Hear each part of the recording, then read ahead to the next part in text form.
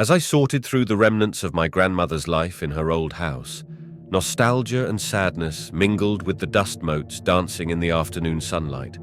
The rooms echoed with memories, each piece of furniture holding a story, each corner whispering secrets of bygone days. It was on the attic's cluttered shelves that I stumbled upon it, a Victorian doll with striking red curls nestled among forgotten trinkets and faded photographs.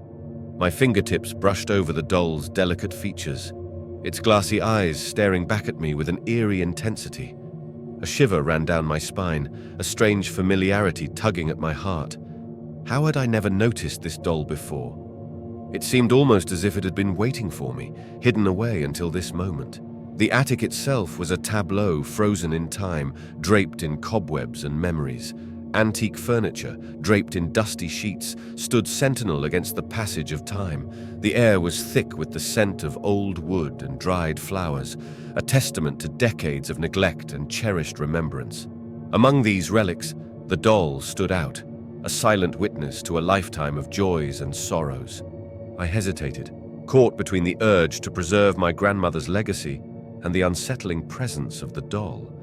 Yet something about it drew me in, a connection I couldn't quite explain. With a mix of reverence and trepidation, I decided to keep the doll, a token of my grandmother's life and a mystery waiting to be unraveled. Night descended upon the old house like a heavy blanket, wrapping every corner in shadows that seemed to dance with a life of their own. The creaking floorboards echoed softly as I navigated the dimly lit corridors, my footsteps muffled by the silence that hung thick in the air. I retired to my room late that night, the events of the day still swirling in my mind. The Victorian doll sat on the bedside table, its porcelain face catching the moonlight that filtered through the curtains. I couldn't shake the feeling that its glassy eyes followed me, even as I turned away to settle into bed. Sometime in the darkest hours before dawn, I awoke to a rustling sound, a faint, almost imperceptible noise that pulled me from the depths of sleep. My heart raced as I scanned the room, searching for the source of the disturbance. There, in the soft glow of moonlight, I saw it. The doll, now perched delicately on the vanity across from my bed. My breath caught in my throat.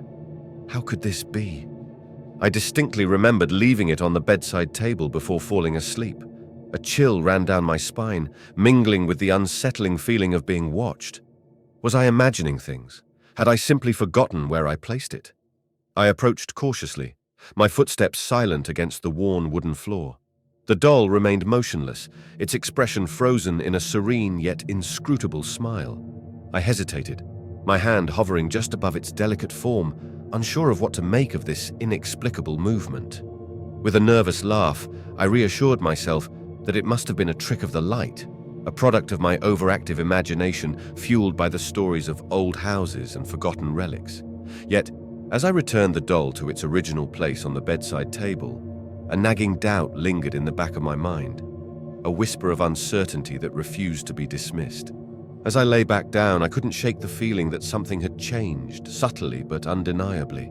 The room felt different, as if the walls themselves held secrets I had yet to uncover, and in the quiet solitude of that night, amidst the flickering shadows and faint scent of roses, I drifted back to sleep, haunted by the presence of the doll and the mysteries it seemed determined to unravel. The morning sun filtered through the lace curtains, casting intricate patterns of light and shadow across the room. I sat at the antique desk, surrounded by stacks of books and papers scattered haphazardly around me. The Victorian doll sat beside me, its presence seeming to grow more enigmatic with each passing moment. Curiosity gnawed at me like an insatiable hunger. I needed to understand why this doll, seemingly innocuous yet undeniably unsettling, had found its way into my grandmother's possession. With trembling hands, I opened my laptop and began delving into the world of Victorian toys and dolls. The internet proved a treasure trove of information. I sifted through countless articles and historical accounts, each offering glimpses into a bygone era where craftsmanship and elegance reigned supreme. Images of dolls similar to mine filled the screen, delicate features, elaborate costumes, and eyes that seemed to hold secrets of their own. In local libraries, I pored over dusty volumes and faded newspaper clippings, my fingers tracing the yellowed pages that spoke of a time long past. There were mentions of renowned toy makers and their creations, each doll a reflection of its creator's artistry and the societal norms of the Victorian era. Among these pages, I found snippets that hinted at a darker side to these cherished playthings, stories of superstitions and whispered tales of dolls that seemed to possess a life of their own. The hairs on the back of my neck stood on end as I read about unexplained phenomena linked to certain antique dolls, their histories intertwined with inexplicable occurrences.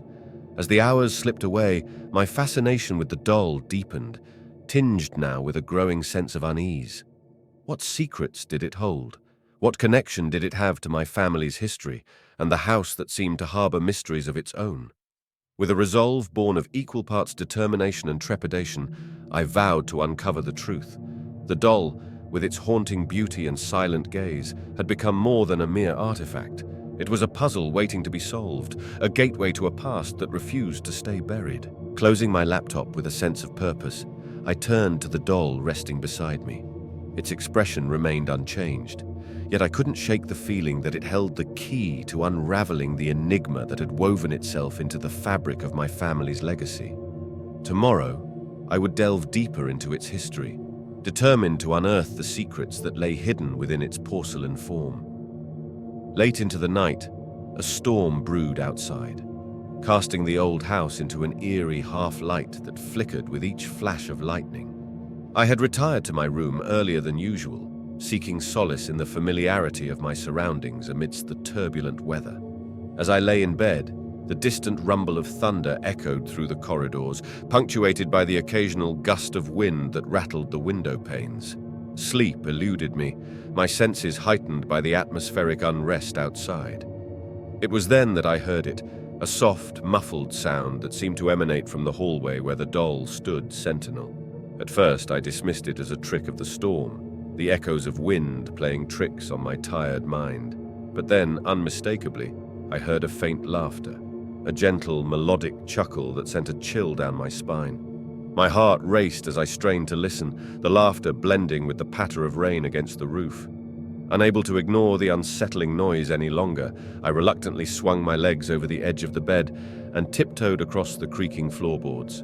The hallway stretched before me, dimly lit by the sporadic flashes of lightning that illuminated fleeting glimpses of the antique furniture lining its walls. With each step, the laughter seemed to grow fainter, as if taunting me from the shadows just out of reach. My pulse quickened, a knot of fear tightening in my chest as I approached the spot where the doll had been placed earlier. There, in the stillness of the night, I found nothing amiss, no sign of intruders or misplaced objects. I hesitated, torn between relief and a lingering sense of unease. Had my imagination gotten the better of me once again? Or was there something more sinister at play, hidden within the walls of this ancient house? Gathering my courage, I cast a wary glance around the hallway, the flickering shadows casting eerie shapes on the walls. Lightning illuminated the corridor in brief, stark flashes, revealing nothing out of the ordinary.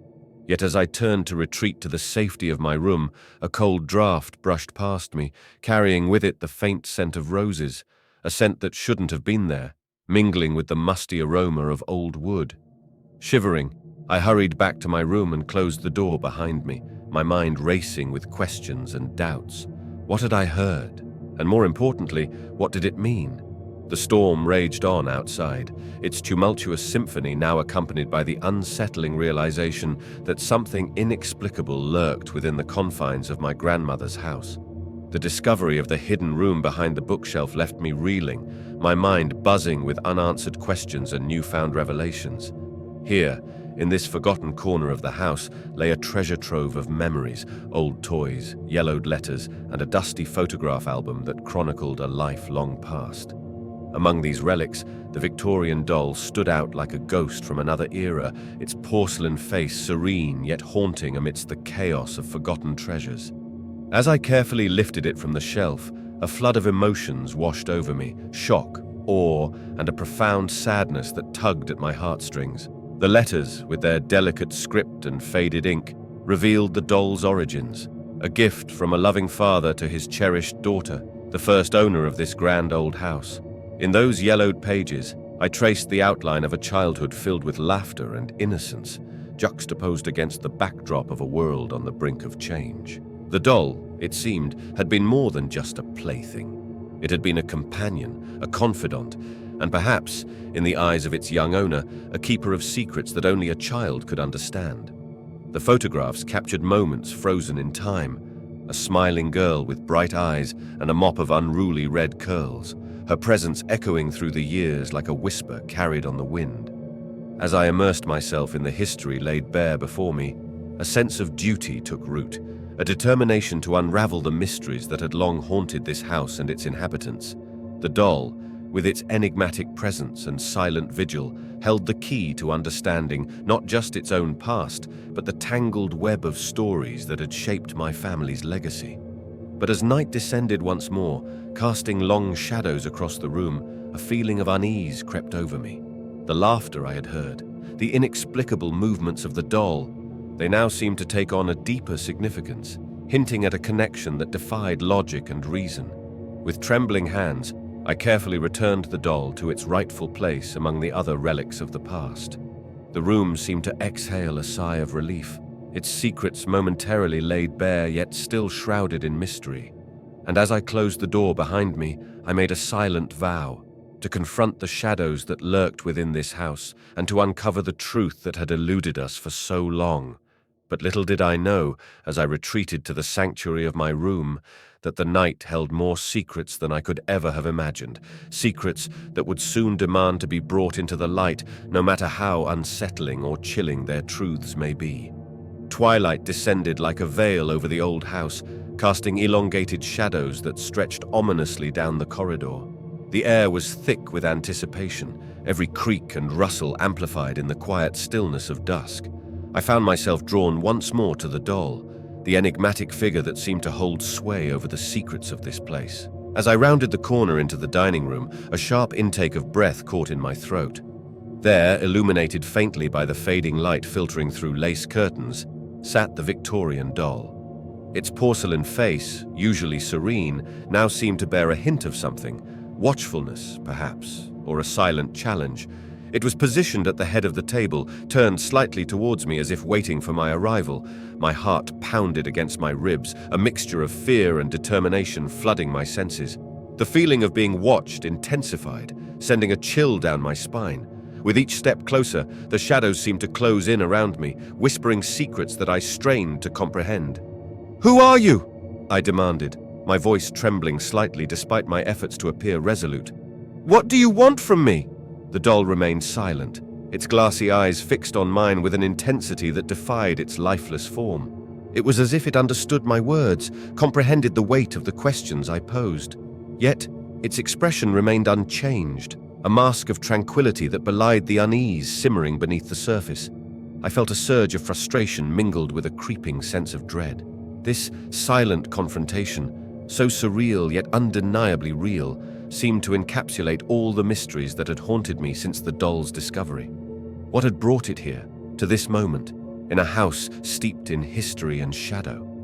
As I stood there, grappling with the silence that stretched between us, a sudden movement caught my eye, a flicker of movement in the shadows behind the doll.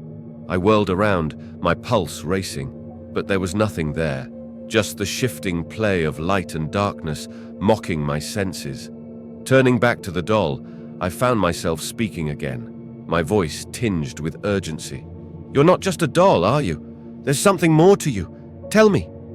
But the doll remained unmoved, a silent sentinel in the gathering twilight. And as the last rays of daylight faded into night, leaving us bathed in darkness and uncertainty, I knew that the answers I sought lay not in words spoken aloud, but in the secrets that lay buried deep within the heart of this house, and within the enigmatic soul of the Victorian doll that had become both my obsession and my greatest fear.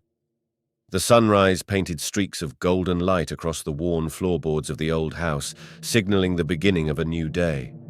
I sat at the antique desk, surrounded by scattered letters and faded photographs that told a story I had only begun to grasp.